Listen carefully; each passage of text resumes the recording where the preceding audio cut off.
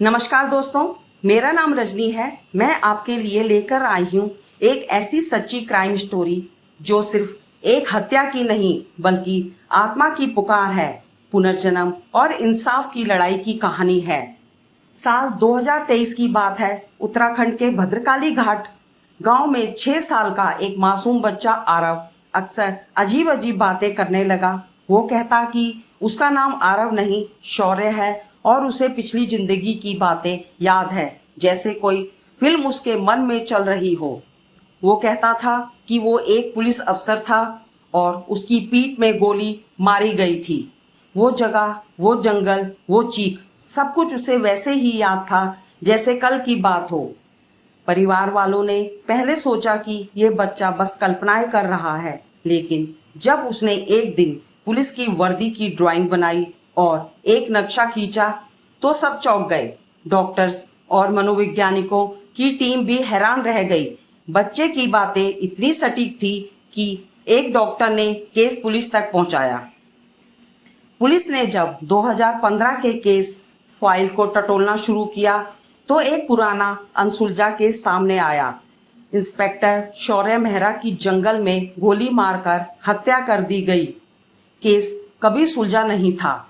आरव ने जैसे ही उस केस की फाइल देखी, उसने बिना झिझक उस आदमी की तस्वीर की और इशारा किया और कहा, यही है जिसने मुझे मारा था।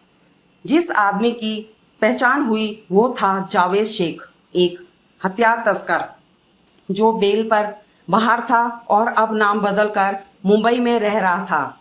जब उसे गिरफ्तार किया गया और पूछताछ की गई तो उसने इंस्पेक्टर शौर्य की हत्या कबूल कर ली।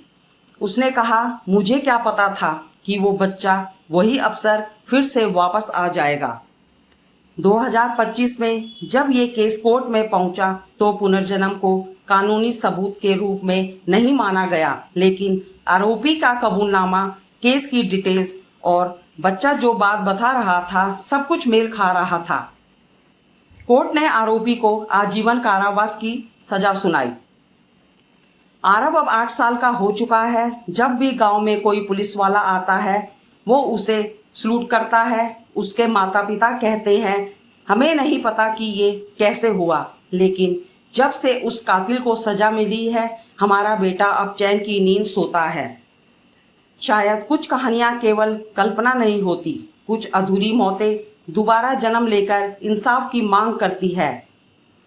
मैं हूं रजनी और आपने सुनी एक सच्ची कहानी, पुनर्जन्म, एक अधूरी मौत की पुकार। मिलते हैं अगली क्राइम स्टोरी में।